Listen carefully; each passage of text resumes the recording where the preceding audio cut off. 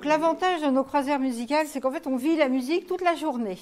Donc dès le matin, on a des fois des instrumentistes qui se mettent au piano, les violonistes se réveillent des fois un peu plus tard, j'avoue. Mais l'avantage, c'est qu'on a des répétitions, puis le soir vous avez les concerts. Bref, on vit musique et dans la journée, vous les croisez, vous pouvez discuter avec eux, passion et échange aussi sur la musique. Donc c'est vraiment des moments intenses. Il y en a qui ont testé, je pense, et qui ont dû apprécier. Voilà, donc et c'est vrai qu'il se crée une véritable osmose et amitié entre les passagers que nous avons à bord et les musiciens que nous accueillons. Voilà, donc Sophie a posé son violon et est venue me rejoindre. Voilà, donc on va vous présenter notre programme à deux voix. Et si on peut dire.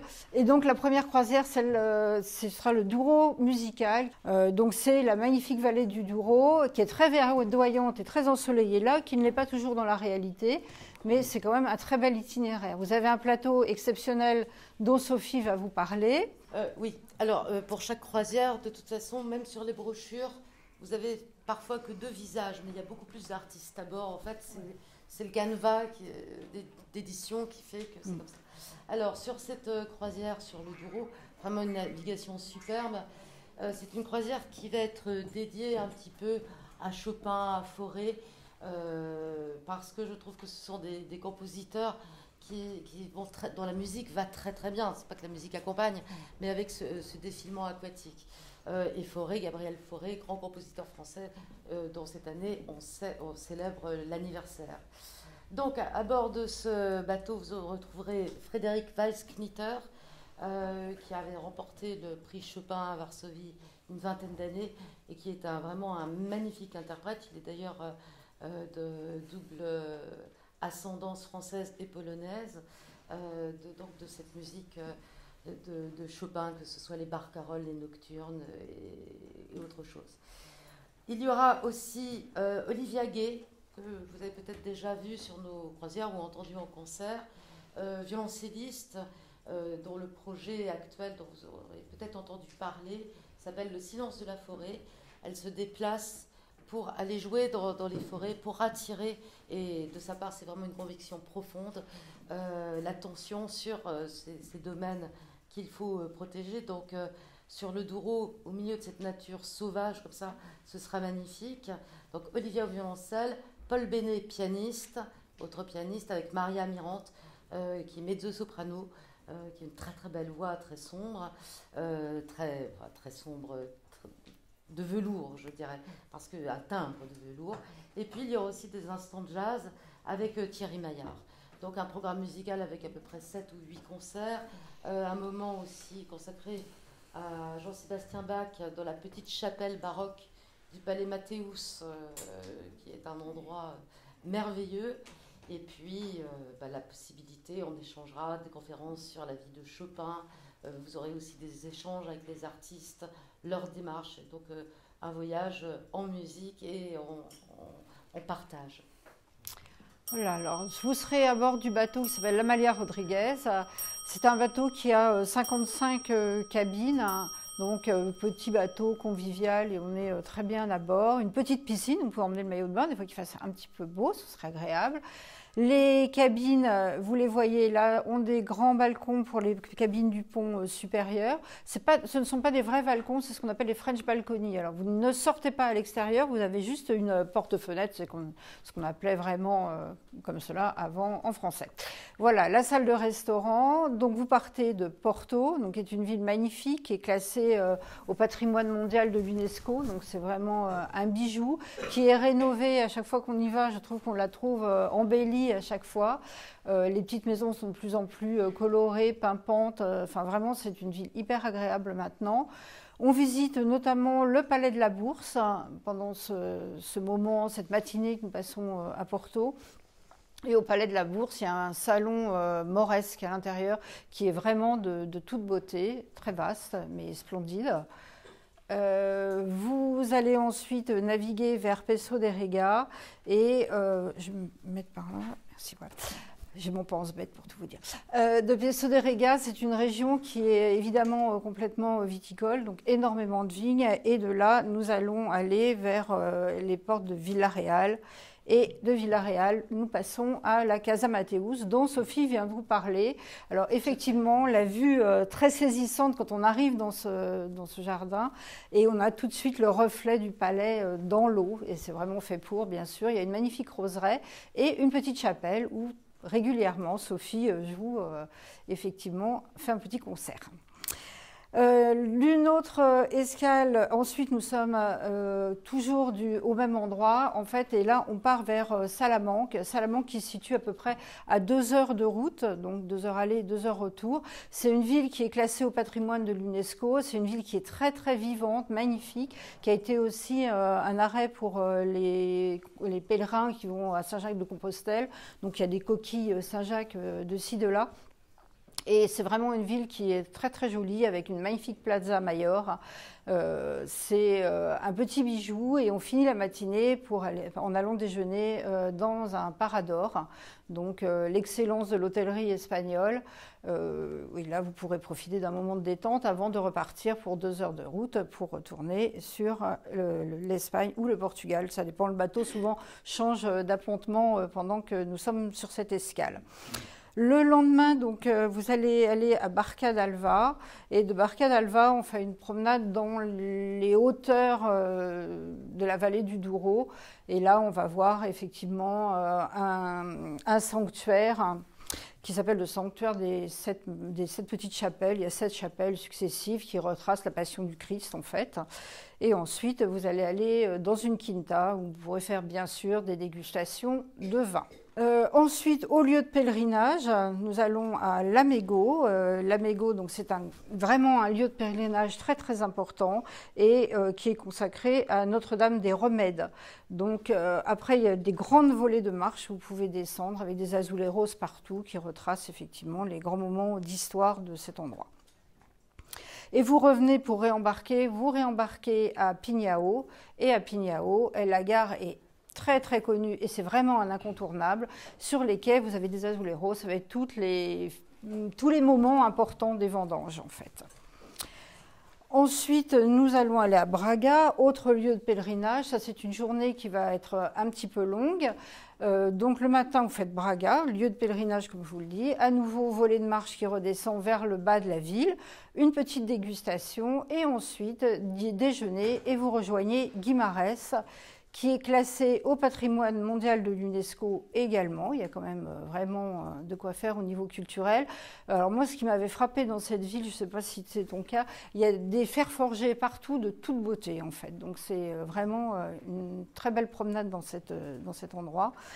Également, on visite une collégiale et un musée qui est transformé en musée et vous verrez des habits sacerdotaux, il y a des sculptures. C'est également un très très joli patrimoine que l'on peut découvrir à cet endroit-là.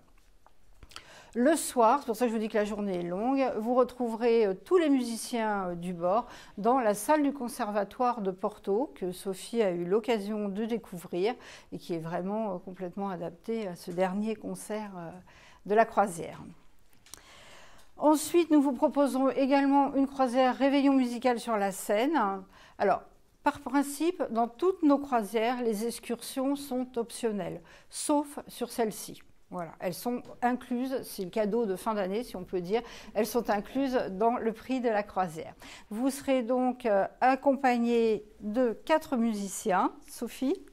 Oui, moi vous me retrouvez sur toutes les croisières, je suis attachée au bateau en fait. Non. Donc je ne me présente pas. Donc c'était une croisière qu'on a eu l'idée de développer il y a déjà quelques années, 3 ans, ouais. En se disant qu'à Noël on était tous en famille et que parfois pour le Nouvel An, bon, ben, je ne savais pas trop quoi faire. Donc on s'est dit pourquoi ne pas naviguer sur un de nos fleuves de France, puisque les autres croisières sont en général ailleurs, hors de France. Et puis de passer quelques jours, 2-3 jours, ensemble et à partager le goût de la musique avec un programme musical très festif. Pour ce programme festif, évidemment, essentiellement consacré à la musique française, quoi, Debussy, Ravel, Fauré, mais pas que. Il y aura aussi du Strauss, il y aura du Liszt, il y aura des valses, plein de choses. Une sorte de boîte à délices de la musique avec beaucoup d'œuvres connues, d'autres moins. Et pour ce voyage, donc, il y aura Aurélia Leguet, qui est soprano, et donc qui se chargera de chanter toutes les parties chantées. Et quand il y a des duos, j'essaierai de chanter aussi avec mon violon. Et puis un pianiste qui est formidable, que nous apprécions vraiment beaucoup, et moi tout particulièrement, Aurélien Pontier, qui a fait notre première croisière en 2017 sur le Danube, et qui depuis fait une merveilleuse croisière, puisque là, il sort un album qui s'appelle Apocalypse Vienna chez Warner. Donc vous voyez le niveau des artistes qui sont invités. Et donc là, toujours un concert par jour, des rencontres avec des musiciens, des échanges. Vous pouvez assister aussi aux répétitions, échanger avec nous. Et puis Jean-Pierre Vallès, qui a donc été le créateur de l'ensemble orchestral de Paris, de l'ensemble instrumental de France, grand violoniste et chef d'orchestre, qui sera parmi nous et qui racontera un peu cette musique française et ce dernier demi-siècle de vie musicale en France. Voilà pour cette croisière qui se veut vraiment joyeuse, festive sur la scène. Et puis évidemment, on termine à Paris pour un concert de 31. Voilà, pas loin de la Tour Eiffel, tant qu'à faire. Vous ne mettez pas des chants de Noël? Non. Ah, on peut toujours en mettre. Ouais, sympa. On peut en mettre le matin, oui, tout à fait. De toute façon, violon, piano, chant, on peut faire beaucoup de choses. Voilà. J'ai même l'idée, une sorte de surprise en dehors des concerts à thème, de faire une sorte de chapeau avec des œuvres très connues, vous tirez au sort et puis on vous les interprète. C'est une sorte de cadeau comme ça. Voilà, donc pour cette croisière, on sera sur le MS Renoir, donc un bateau un peu équivalent à celui que nous avons vu sur le Douro, pareil, 55 cabines, donc une atmosphère plutôt intime avec des couleurs douces. Donc c'est à la fois paisible et festif. Voilà, vous voyez, les lits sont tournés vers le fleuve. Rien de mieux le matin quand on se réveille que de voir le fleuve. Et des couleurs très très douces, apaisantes et agréables. Il y a moins de végétation quand même, on descend que la photo. Oui, bon, c'est quand même Paris. C'est Paris. Voilà, donc cette croisière part de Paris, elle part de Beaugrenelle en général. Et donc on part tout de suite en navigation. L'embarquement se fait vers 17h s'il y a des personnes qui sont intéressées. C'est souvent la question qui revient. À quelle heure pouvons-nous embarquer? C'est 17h, voilà. Et vous partez vers Rouen. Donc Rouen, ville qui est connue de tous, avec ses petites ruelles médiévales, sa magnifique cathédrale. Également, nous irons découvrir le musée des Beaux-Arts de Rouen, qui a quelques toiles impressionnistes de toute beauté, dont certains Renoir, des portraits qui sont vraiment très très jolis. Et puis Rouen, sa grande horloge, enfin bon, on connaît l'église Jeanne d'Arc, voilà. Mais c'est toujours un moment agréable de se retrouver dans cette ville quand même. Tout à fait, et comme vous le savez certainement, on fête les 150 ans de l'impressionnisme cette année, et donc Rouen, c'est lié à Monet, donc cette cathédrale, l'inventeur, on peut dire presque des séries en peinture, tout à fait. Donc qui était tellement peinte par Monet. Et puis je voulais dire aussi, sur cet itinéraire où on va continuer après sur Honfleur, c'est la ville natale d'Éric Satie, donc voilà, ça crée vraiment un climat de musique et d'art un peu total. Voilà, donc Honfleur, le bassin du Vieux-Port, tout le monde connaît et apprécie. Je vais simplement mettre un petit bémol, je reste dans la musique quand même. Honfleur, parfois on l'atteint l'hiver, parfois on ne l'atteint pas. Ça dépend et des niveaux d'eau et parfois des travaux qui sont faits sur l'écluse. Donc dans ce cas-là, de toute façon, on va quand même à Honfleur, mais on s'arrête avant et on y part en quart. Voilà. Et vous faites la découverte également de la côte fleurie, donc on l'a, Deauville, Trouville, que tout le monde connaît, et on réembarque un peu plus haut ou à Honfleur selon les possibilités que nous avons eues. À Honfleur, on va avoir la possibilité de visiter le musée Eugène Boudin, donc, qui est spacieux, très belle toile également, un peintre normand reconnu. Beau moment, je pense. Voilà, le musée Eugène Boudin. Et après, nous redescendons donc vers Paris pour être à Paris le 31 décembre et faire donc le réveillon à côté de la Tour Eiffel. Et nous débarquons le 1er le matin. Donc, si vous habitez Paris ou ailleurs, vous pouvez toujours récupérer le concert du Nouvel An à Vienne. Ah bah voilà. Et quoi de mieux comme, voilà la suite, le réveillon à Vienne. Alors nous n'irons pas au concert du Nouvel An, donc vous savez c'est très compliqué pour avoir des places, on a beau en rêver tous les ans de vous le proposer, ça ne marche pas. Voilà, donc on vous propose quand même un réveillon à Vienne J'allais dire, c'est un des seuls réveillons sur lesquels nous ne partons pas avec des musiciens et où Sophie ne nous accompagne pas. Mais je pense que c'est un mélange d'art. Voilà, tu peux pas être t'as pas de, voilà, pas de possibilité de te dupliquer. Donc, c'est un mélange de voyage, art et musique. Donc, on va également visiter beaucoup de musées sur ce voyage. Vous serez accompagné d'Olivier Loupias, qui est un accompagnateur qui est habitué au train, à la Russie. Sophie a déjà voyagé avec lui en Russie. Le premier réveillon à Moscou que nous avons proposé, voilà, c'était avec lui. Et le dernier, voilà. Donc l'hôtel, c'est un 4 étoiles qui est très bien situé dans Vienne, agréable. Il y a 2 types de chambres qui vous sont proposées, des chambres supérieures et des chambres de luxe Jugendstil qui viennent d'être faites, qui ont des grands vitraux un peu art nouveau qui ont été remis dans ces chambres pour leur donner un air encore plus art nouveau, en fait art déco. Voilà. Donc c'est un hôtel qui... Alors, particularité sur cet hôtel, je le précise, quand vous partez à 2 et que vous voulez 2 lits, on ne peut pas séparer les lits. Donc vous avez 2 lits, mais les 2 lits sont collés. Voilà, je le dis juste quand il y a des dames qui veulent voyager ensemble. C'est une des particularités de cet endroit. Il n'y a pas de possibilité de reculer les tables de chevet et de séparer les lits. Voilà, quartier déconcertant que vous visitez le premier jour de votre arrivée à Vienne.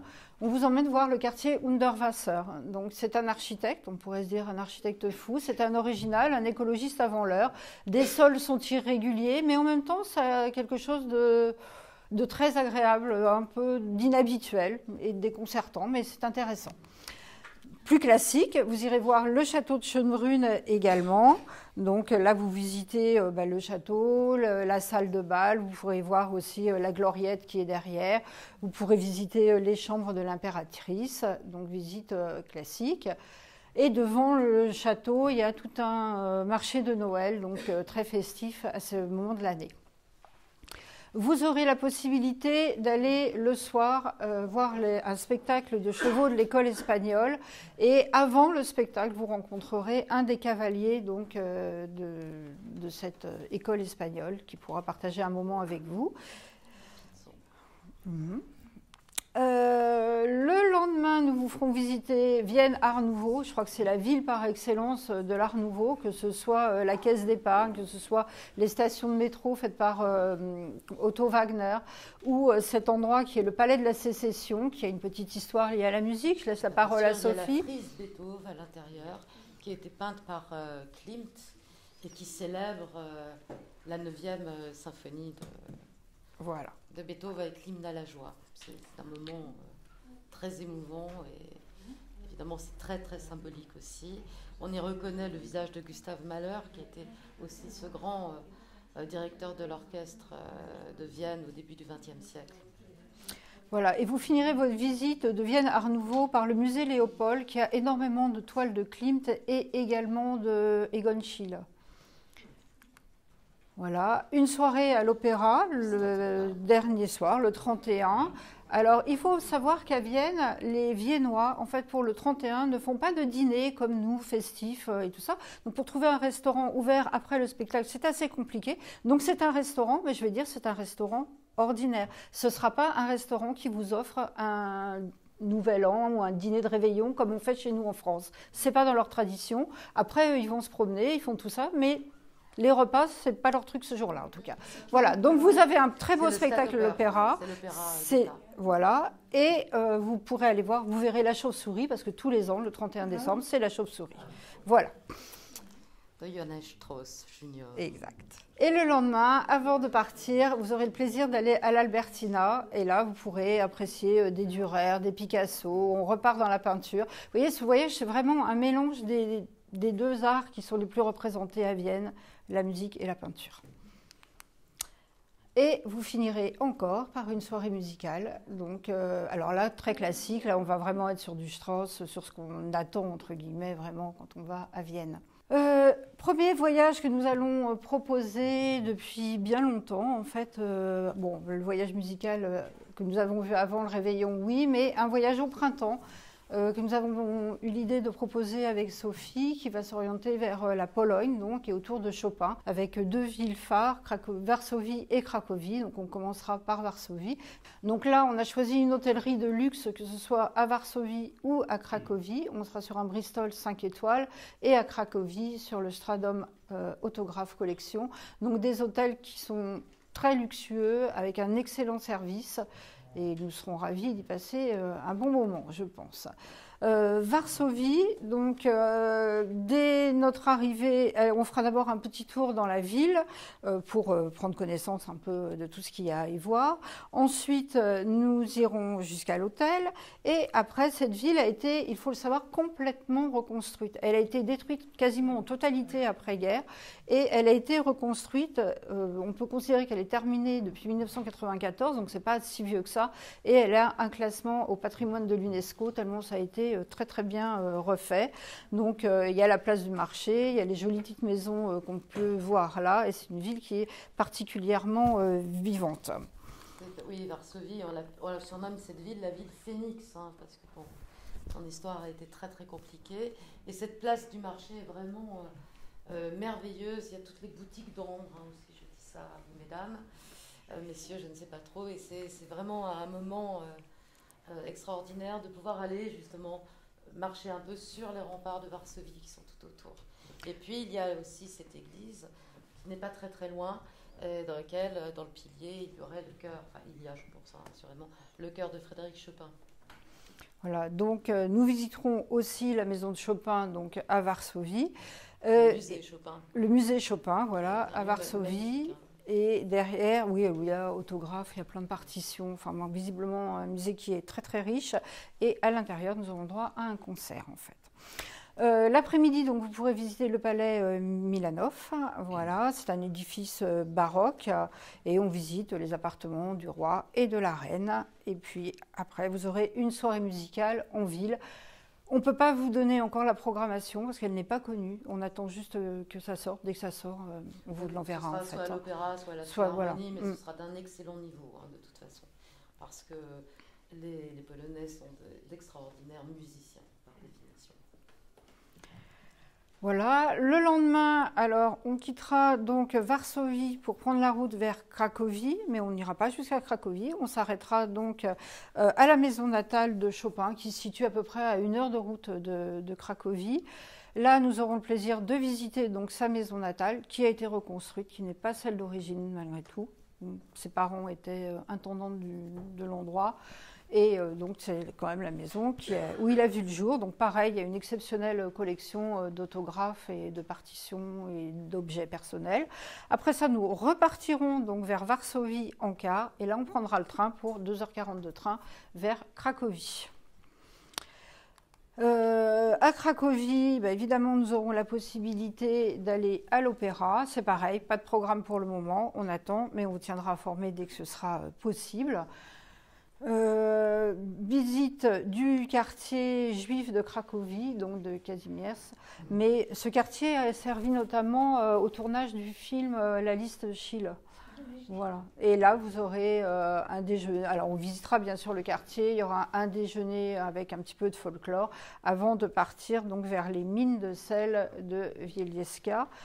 Et là, donc mine de sel, ça veut dire qu'il faudra quand même pouvoir bien se mouvoir à l'intérieur des mines. Il y aura quand même certains escaliers à descendre. Et c'est surtout un endroit magique parce que ces églises et ces chapelles sont faites creusées par les mineurs dans le sel. Et nous aurons le plaisir à cet endroit d'entendre et Sophie Valaise jouer du violon, bien sûr, dans une des chapelles, et également de rencontrer l'orchestre des mineurs qui jouera également pour vous à cet endroit. Donc pour en revenir au quartier juif, il y aura aussi cette immersion dans la musique yiddish, qui est aussi très, très importante dans bien sûr, la culture. Et puis, puisqu'on termine avec la Pologne, bien sûr on a parlé de Chopin, mais je vous parlerai aussi des autres compositeurs, parce qu'il y a plein d'autres compositeurs en Pologne. D'abord des violonistes, Wieniawski, Lipinski, et puis des grands compositeurs. Il n'y a pas que Chopin, même si évidemment c'est presque, je veux dire, le plus grand l'emblème voilà. de la Pologne. Voilà, autre croisière pour le printemps, Venise et la Lagune. Là, ce sera entre art et musique. Nous avons commencé effectivement une nouvelle thématique qui combine l'art, c'est-à-dire tout ce qui est pictural, architectural, sculpture et tout ça, et la musique. Format pour laquelle nous avons fait la première croisière il y a peu de temps et qui a l'air vraiment d'avoir généré un véritable engouement. Donc là, on va suivre cet itinéraire artistique avec Venise et la Lagune. Là, on aura très très peu de navigation sur cette croisière, je le précise, parce que l'intérêt, c'est de faire les îles de la Lagune et que la navigation sur le delta du Pô n'est pas particulièrement jolie. Donc on la fera un petit peu, mais pas beaucoup. Et on se concentrera sur toute la beauté de la Lagune, en fait. Le bateau a en plus la chance d'être le Michelangelo, qui est assez grand. Lui, alors par contre, il doit faire à peu près 76 cabines. Ah non, c'est pas nous. Parce que ça, c'est un petit bateau qui ne rentre jamais vraiment dans Venise. Il est amarré face justement au quai des Sept Martyrs, en fait. Mais ça n'a rien à voir avec les énormes monstres. Mais il y en a des énormes monstres. Qui passent de moins en moins parce qu'ils n'ont plus le droit de naviguer dans Venise. Voilà. Donc lui a l'avantage effectivement de pouvoir. Il a été écrasé par un énorme monstre il y a 1 ou 2 ans, ce petit bateau qui avait perdu dans le brouillard le contrôle de.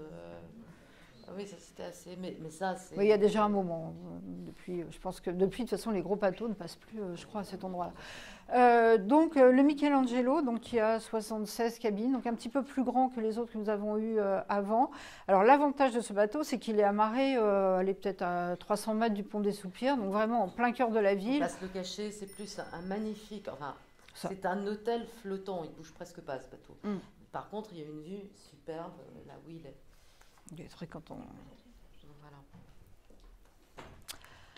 Alors, en concert, vous allez retrouver. Alors, vous aurez Serge Lega qui vous présentera tout ce qui est art et architecture, qui sera toujours présent avec vous pendant les excursions, qui complète des fois les informations données par les guides et qui est un formidable conférencier d'art. Voilà. Et Venise étant une ville sur laquelle il y a beaucoup d'art byzantin, on va aussi s'arrêter plus particulièrement sur ce type d'art pendant cette croisière, en fait. Alors, les musiciens, il en manque. Non, évidemment. non, regarde, il y en a beaucoup. Très bien, oui. Alors, c'est une croisière avec Ophélie Gaillard, violoncelliste, qui a fait une très belle carrière de concertiste et qui a créé aussi un ensemble qui s'appelle Pulcinella. Je ne sais pas si vous connaissez, violoncelliste, Ophélie.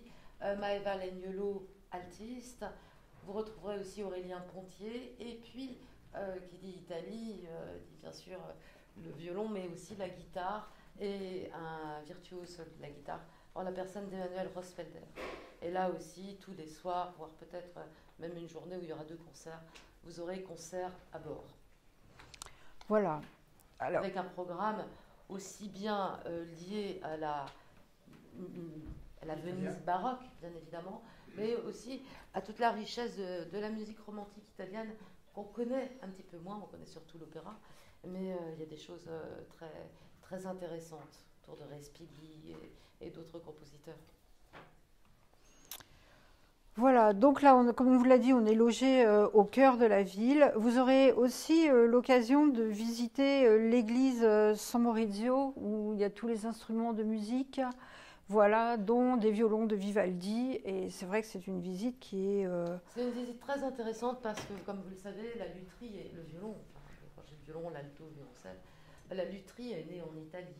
Et donc, il y avait plusieurs écoles, la plus célèbre étant celle de Crémone, mais il y avait aussi l'école de lutherie de Venise. Et on peut voir dans ce musée vraiment à quel point ces luthiers italiens ont cherché, avant que Stradivarius fixe vraiment, peut-être Amati un tout petit peu avant lui, mais surtout Stradivarius à Crémone fixe la forme définitive du violon.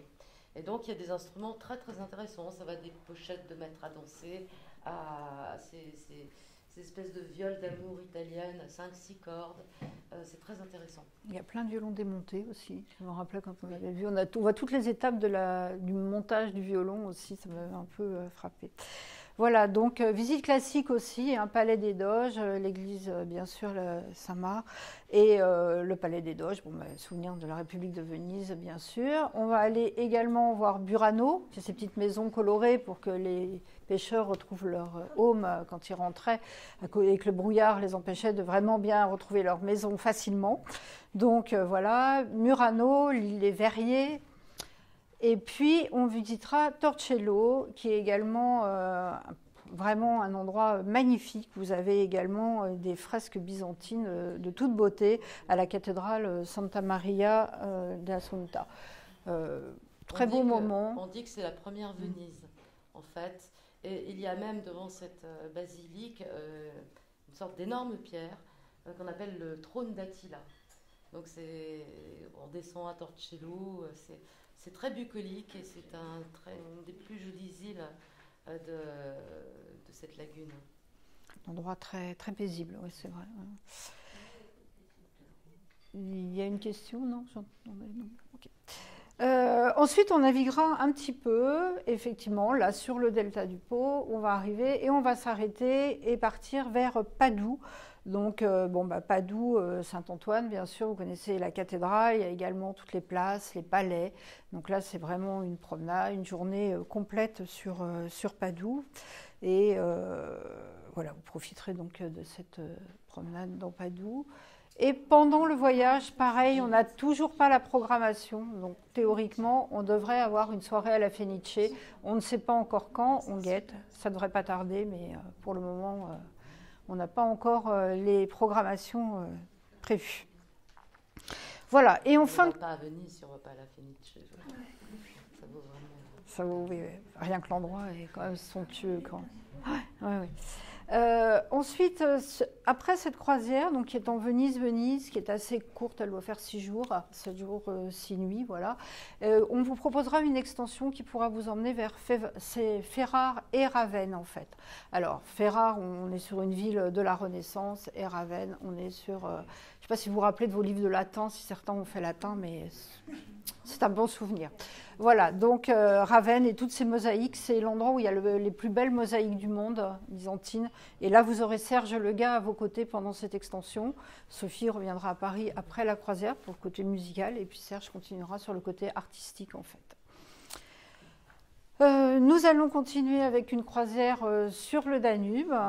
Alors, là, le Parlement, hein, vous voyez, croisière de 8 jours, 7 nuits, 21-28 juin 2025.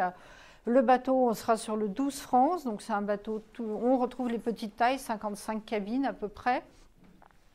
Voilà, toujours les vues, les petits signes le soir pour préparer votre cabine, et un plateau de musiciens et un conférencier exceptionnel également avec nous à nos côtés. Alors, Franck fera peut-être des moments où il parlera des compositeurs de cette région viennoise et de Budapest, du Danube. Mais surtout, il y aura des concerts lectures autour de la vie de Stefan Zweig, autour de la vie de Schubert, et donc avec Maria Mirante, donc mezzo-soprano, Paul au piano et moi au violon, nous allons illustrer toutes ces vies, que ce soit celle de Mozart, de Schubert, de Stefan Zweig, que nous narrera avec le talent qu'on lui connaît, Franck Ferrand. Donc voilà, ce sont des spectacles. Il y aura bien sûr un récital, chant et piano, bien sûr à bord, mais il y aura trois grandes soirées de mise en musique de Franck Ferrand. Et puis des concerts en extérieur, évidemment, dont tu vas peut-être parler. Oui. Donc sur cet itinéraire, vous avez le plaisir de voir l'abbaye de Melk, qui est une des abbayes bénédictines les plus belles qu'on puisse voir en Europe, avec une bibliothèque exceptionnelle, la cour des prélats qui nous accueille, qui est vraiment vaste et hyper agréable. Enfin, franchement, c'est un très très très très bel endroit. Alors en général, on monte jusqu'à l'abbaye de Melk en car et chacun redescend à pied à son rythme une fois qu'on a fait la visite de l'endroit. Napoléon a eu la chance de dormir là quelques fois. Voilà, donc il y a aussi un petit souvenir français dans cet endroit. La splendeur du baroque autrichien. Voilà, là ensuite nous allons naviguer, faire la vallée de la Varau qui est très très belle avec ses boucles donc, sur le Danube. Et nous arrivons à peu près 1 heure et demie après à Dürnstein. Dürnstein, c'est un tout petit village. Là, on se promène à pied et on va jusqu'à l'abbaye que l'on voit là, avec sa petite église et son petit clocher tout bleu. Et là, nous privatisons cet endroit pour un concert, un moment de musique, avec souvent Sophie, bien sûr, au violon. Voilà. On est dans quel pays là? On est en Autriche. Toujours en Autriche. Oui, toujours en Autriche. On est entre Melk et Vienne. D'accord. Le Danube. Et en haut, c'est les ruines du château dans lequel avait été fait prisonnier Richard Cœur de Lion. Richard Cœur de Lion. Oui, il y a toute une légende avec son ménestrel qui l'a entendu et qui est venu, voilà, qui l'a délivré. Ensuite, nous allons aller vers Bratislava. Et donc là, on voit le château de Bratislava. On reste plutôt dans le bas de la ville avec le palais des prélats et cette ville est vraiment complètement atypique et assez drôle. Il y a de très très jolis bâtiments Art Nouveau et au fil de la promenade dans la ville, il y a des petits personnages qui sont collés au ras du trottoir, qui émergent comme s'ils émergeaient de bouches d'égout.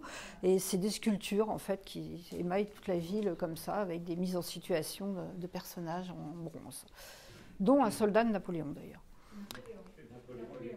Et il y a discussion là-dessus, en fait. Il tourne le dos à l'ambassadeur.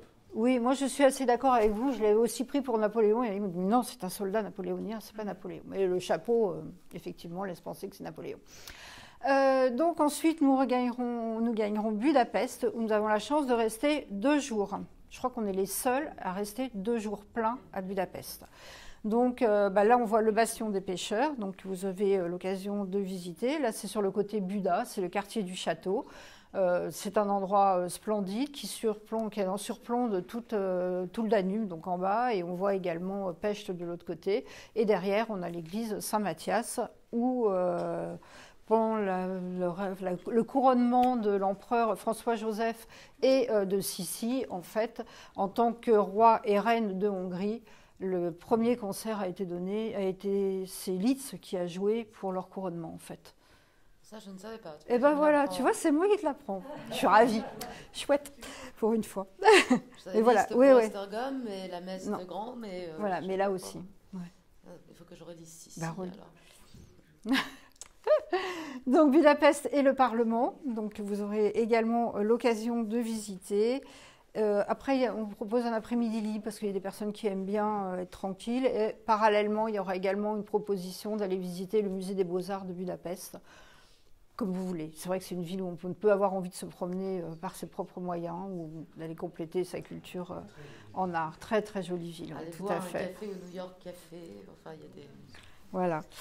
Super. Et ensuite, donc, nous vous proposerons donc un opéra, d'aller à l'opéra, mais pour voir un ballet l'année prochaine. Donc, ce sera la Bayadère, donc dans un cadre splendide qui a été complètement terminé. Je crois qu'il y a 2 ans ou 3 ans. Oui. Et vraiment, c'est une salle absolument superbe avec tout est en or, mais c'est un or un peu vieilli. Enfin, il y a un climat dans cette salle absolument extraordinaire. Une très belle acoustique aussi. Voilà, nous remonterons donc après sur Esztergom avec la magnifique abbaye Saint-Albert, pas abbaye, église Saint-Albert. Là, vous visitez la crypte, le trésor. Alors là, c'est un monceau d'or, de bijoux ecclésiastiques, de chasubles assez impressionnant. Et ensuite, nous allons arriver à Vienne. Vienne, donc, on partira sur les traces des grands musiciens, donc en faisant une promenade à pied. On passera dans le quartier de la Hofburg. Vienne, on marche beaucoup. En fait, tout le cœur de la ville se fait à pied. Donc, voilà, c'est important de le savoir. Et là, vous partirez sur les traces de Haydn, de Mozart, de Beethoven aussi. Donc, tout le monde est venu à Vienne. Hein. C'est vraiment la ville capitale de la musique. Depuis très très longtemps, Vivaldi est mort d'ailleurs, on ne sait pas, il y a eu beaucoup les Italiens qui étaient là, Brahms qui était né à Hambourg, Beethoven qui était né à Bonn sur le Rhin, ont vécu là, et bien sûr Mozart, Haydn et tous les autres, Schumann est passé là aussi. Enfin, et après il y a la seconde école de Vienne, enfin, c'est vraiment la ville musique. Voilà. Vous pourrez également voir la cathédrale Saint-Étienne, hein, qui est avec ses tuiles complètement vernissées et ces deux aigles bicéphales qui sont sur la toiture. Donc c'est une ville qui est très très très riche architecturalement parlant. Et bien sûr, on vous proposera une soirée au Stadtoper et l'année prochaine, ce sera un opéra, là, puisque c'est La Dame de Pique.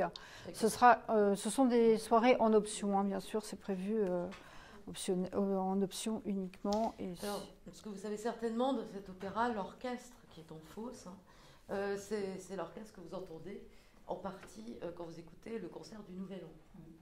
Donc, parce qu'il y a c'est-à-dire que cet orchestre du Nouvel An est recruté dans les musiciens de l'Opéra de Vienne. Donc, vous pouvez imaginer la qualité des cordes qui sont. L'Opéra de Paris, c'est superbe aussi. Hein, il ne faut pas avoir honte de nos traditions françaises, mais vraiment dans cette salle, il y a une grande, on peut dire une grande tradition, et même dans les mises en scène, ça reste quand même très très classique. Et pour la première fois cette année, nous allons vous proposer 2 croisières maritimes, une dans les fjords de Norvège, où Sophie sera là partiellement, puisqu'après elle redescendra de la croisière maritime pour rejoindre la croisière sur le Danube en fait. Voilà. Donc là, un plateau exceptionnel également. Alors, pour cette croisière qui sera une croisière sans piano, je le dis tout de suite, vous aurez un quatuor de saxophone qui est actuellement en résidence à la Fondation Saint-Germain-Polignac et qui, évidemment, joue classique, hein, ne joue pas du jazz forcément. Et donc, ils ouvrent le répertoire avec cette formation qui est tout à fait calquée sur la formation de quatuor à cordes. Et donc, le saxophone est un instrument que Ravel utilise, hein, d'ailleurs, mais qui est un petit peu méconnu du public du classique, qui reste en général très fidèle, il a raison d'ailleurs, au violon, au violoncelle, au piano. Et donc, ils sont capables de jouer, que ce soit le quatuor de Debussy, le quatuor de Grieg, le quatuor de Ravel. Et c'est vraiment très très intéressant d'entendre ces œuvres avec des timbres différents. Il y aura Alban Carrère, qui est une jeune mezzo-soprano qui est vraiment en train de monter sur la scène lyrique. Raphaël Jouan, violoncelliste, Pierre Lénaire, altiste, et Cécile Leblond, altiste, que vous avez pu entendre tout à l'heure. Donc, pour faire là, avec moi, le quatuor à cordes et le chant. Voilà, donc là, on change de dimension au niveau du bateau, mais effectivement, vous avez aussi plus d'espace, plus de possibilités, des salons, des salles de sport si vous avez envie, des piscines, tout ça, beaucoup plus grand. On est sur un bateau, cela dit, qui reste quand même à peu près honorable, hein, 1400 cabines, c'est pas non plus les très très gros qu'on peut voir comme 1400. Ça reste des petites unités, hein. Enfin réellement, c'est pas les plus grosses unités qu'il y a actuellement, hein. Voilà. L'avantage de ces bateaux, d'abord, quand on va dans le nord, il vaut mieux avoir un bateau qui tienne la mer, de préférence, ou la glace, mais enfin... Non, pas là, là on ne sera pas sur la glace. Là. Vous aurez un programme vraiment de conférences, de concerts dédiés, et puis vous pouvez aller assister le soir aux spectacles qui sont donnés sur le bateau. Se baigner, si vous voulez, qui sont, aussi. En général, des spectacles de bonne qualité aussi, hein, sur cette compagnie Celebrity. Voilà, donc là on s'arrêtera à Molde, qui est une petite ville qui a beaucoup souffert pendant la guerre, donc qui a été reconstruite. L'avantage de Molde, si on peut dire, c'est de se retrouver entouré de tellement de montagnes qu'on compte, paraît-il, 222 sommets autour de la ville, ce qui est quand même énorme. Et c'est une ville qui bénéficie d'un climat assez doux, puisqu'on arrive à y cultiver les roses. Donc c'est quand même très agréable.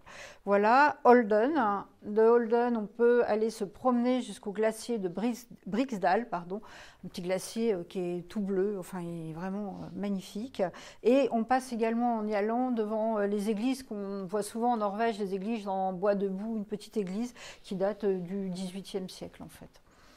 La Svaranger, donc là c'est vraiment le fjord par excellence sur lequel on peut voir effectivement en surplomb toute la densité et la longueur de ce fjord impressionnant. et également Kristiansand. Donc ça, c'est une ville, alors c'est assez rigolo, cette ville, Kristiansand, est jumelée avec Orléans. Voilà, donc deux aspects totalement différents. C'est la ville balnéaire avec ses petites maisons blanches, enfin balnéaire si on peut dire, hein, mais je ne suis pas sûre qu'on se baignerait nous, mais avec ces petites maisons blanches et les Norvégiens adorent y passer leurs vacances. Et vous finirez votre croisière comme vous l'aurez commencé à Amsterdam, où nous vous proposerons de vous acheminer en train jusqu'à là-bas, en fait.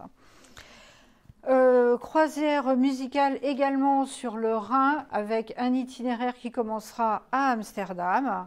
Un bateau qui sera le Gérard Schmitter, un peu plus grand. Celui-là, il doit faire dans les 75 cabines. Bon, on a déjà fait des croisières musicales, je crois, à bord. Oui. Et les musiciens qui seront auprès de vous. C'est une croisière en famille et là aussi on retrouve, comme presque toujours sur les fluviales, le piano qu'on fait monter dans le salon. Et ce salon, ça devient la salle de concert, la salle de répétition. Donc cette croisière sur le Rhin, avec de merveilleux artistes, Anne Kefelec et Gaspard Dehaene, piano. Marc Copé au violoncelle. Jean-Yves Clément qui fera les conférences, qui est en même temps écrivain, mais le directeur aussi bien du festival de Nohant autour de Chopin et des Listomania de Châteauroux.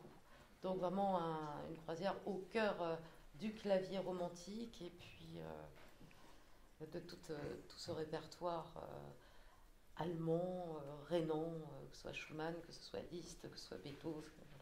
Je pense une programmation qui vous plaira beaucoup. Et Sophie, bien sûr, toujours pour veiller sur cette programmation et jouer avec tous nos fabuleux musiciens. Voilà, donc Amsterdam, où vous commencerez la croisière, sera le Rijksmuseum que nous proposerons de visiter. Donc il a été complètement rénové pendant 10 ans, il est splendide. Et là, vous profiterez du moment pour aller voir les tableaux de l'âge d'or de la peinture flamande. Alors j'en ai mis deux qui sont très très connus, hein, La Ronde de Nuit et La Laitière, mais il y a également d'autres peintres comme Frans Hals avec le Joyeux Buveur, des choses comme ça, qui sont des tableaux drôles mais vraiment magnifiques aussi, et des expressions humaines incroyables. Nous ferons une halte à Nimègue. Alors à Nimègue, on vous propose d'aller visiter le musée de Arnhem, qui est en fait un village qui reconstitue la vie traditionnelle de la Hollande au XIXe siècle, en gros. Vous passerez à Bonn, donc évidemment, ville natale de Beethoven, où il a vécu jusqu'à l'âge de 20 ans, c'est ça? Oui, il est parti à 20 ans. Voilà. Donc il y a la maison Beethoven. La maison Beethoven, voilà. Donc, je te laisse en dire un mot, tu l'as vu, moi pas. Oui, alors bon, c'est sa maison natale. Il y a on peut y admirer quelques partitions, quelques instruments, surtout les pianos, et puis des cornets acoustiques, car comme vous le savez, Beethoven a souffert de cette terrible surdité. Et bon, c'est des petites pièces comme ça. Il y a un alto d'ailleurs, parce que quand il était jeune, bon, bien sûr, il a fait du piano. Le rêve de son père était d'en faire un enfant prodige comme Mozart. Mais il a joué, il a bien sûr touché aussi un peu les cordes. Ce qui est très très émouvant, c'est de voir dans ces petites maisons, c'est un petit peu comme à Vienne quand on va voir la maison d'Heiligenstadt. C'est des pièces qui ne sont pas très grandes, hein, qui sont à peu près la moitié de cette pièce, et de se dire que là, un géant comme Beethoven a écrit 3e, 5e, 9e symphonie pour d'autres chefs-d'œuvre. C'est très très émouvant. Et à Bonn, c'est de voir une petite lucarne et de se dire que le ciel n'a pas changé, et que Beethoven pouvait peut-être voir la même perspective des toits avec un coin du ciel. Parce qu'évidemment, Beethoven, c'est quand même celui... Sur disait, il avait rentré la colère dans la musique, mais il a surtout tout révolutionné, que ce soit la forme, la grandeur et l'humanité qui jaillit de son œuvre. Mais à Bonn, bien sûr, il y a Beethoven, mais pas très très loin, c'est là aussi où repose Robert Schumann et Clara Schumann, puisqu'il est mort dans un asile à quelques kilomètres de Bonn. Je crois que maintenant ça fait partie c'est l'un des quartiers de Bonn. Donc quand on est à Bonn, on est vraiment au cœur de cette grande tradition du révolutionnaire Beethoven et puis du poète Schumann. C'est Beethoven qui a fait un Non, c'est Robert Schumann. Schumann. Non, Beethoven, il est mort à Vienne, mais pas fou, non. Bien malade, mais pas fou. Ensuite, on continuera, donc on fait la vallée du Rhin romantique, donc splendide avec ses châteaux, la Loreley, tout ça. Le bateau ne sera pas attiré par la Loreley, ne vous inquiétez pas. Et après, on arrive à Rüdesheim, donc, qui est un charmant petit village dans les vignes. Et à Rüdesheim, on aura le plaisir d'aller visiter le musée d'instruments de musique mécanique. Alors là, vous verrez des pianos orchestres, des petites boîtes à musique, mais c'est assez étonnant. Alors c'est un autre genre de musique, mais ça vaut vraiment le déplacement aussi. Et Rüdesheim, c'est un adorable petit village avec des guinguettes, voilà, plein d'enseignes typiquement. Et ensuite, on s'arrêtera donc pardon, à Mayence, et de là, vous irez jusqu'à Heidelberg. Non, c'est pas Mayence, je suis en train de me tromper.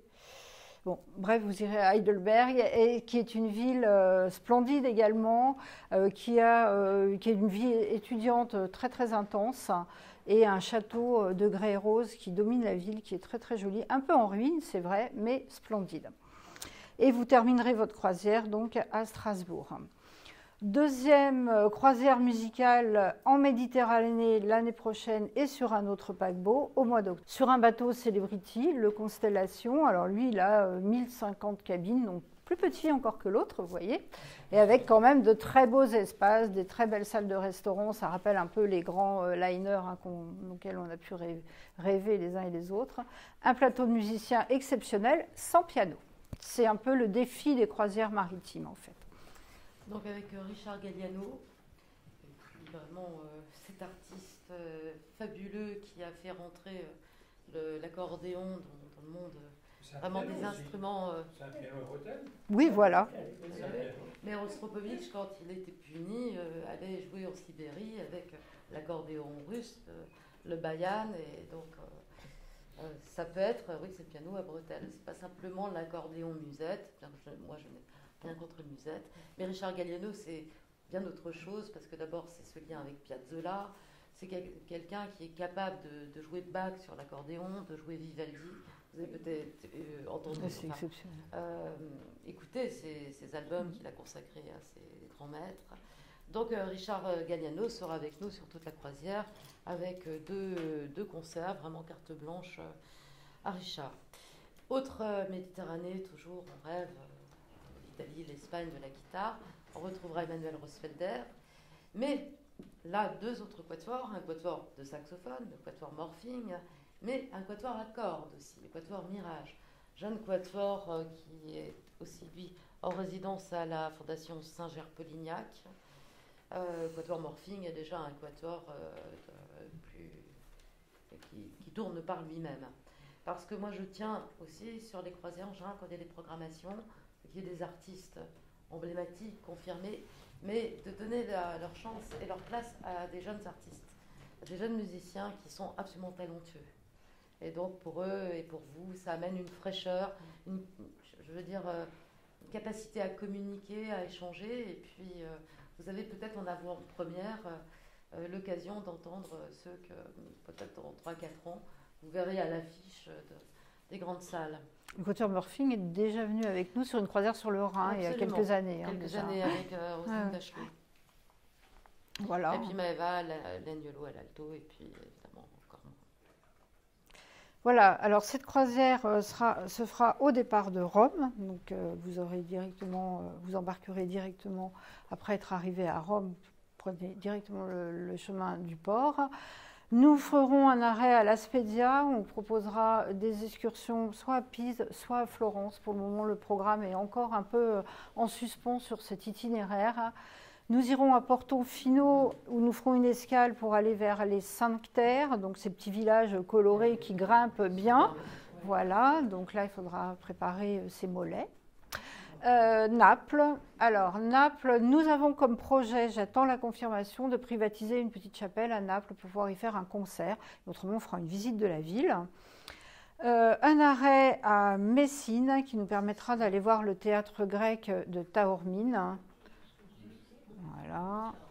Les Bouches de Kotor, c'est un itinéraire qui est vraiment magnifique, je trouve. C'est une très très belle boucle et qui remonte donc par les Bouches de Kotor. Donc là, le petit village, les criques, on s'arrêtera à Dubrovnik, bien sûr. On remonte jusqu'à Split. Ah, c'est très beau, Split. Voilà. Je ne m'étends pas parce que je vous dis le programme n'est pas prêt, donc je ne vais pas vous dire de bêtises, je préfère passer rapidement, vous faire rêver avec le plateau, ça c'est sûr. Et pour le moment, celle-ci, ce sera bientôt les escales aussi. Et puis après les excursions, mais pour le moment, je ne peux pas vous en dire assez. Et cette croisière se finira à Ravenne, mais sans extension, ce sera directement un retour Ravenne-Bologne en car et Bologne-Paris après en avion. Voilà, c'est une croisière qui sera longue de 10 jours avec un changement de plateau, effectivement, pas en milieu de croisière, s'il y a Dubrovnik. C'est-à-dire c'est les quatuors qui vont bouger. Et Richard Galliano aussi, je crois. Non, il fait toute la croisière. Emmanuel Rosfelder aussi. C'est juste les quatuors qui vont deux fois. Merci à vous. Merci.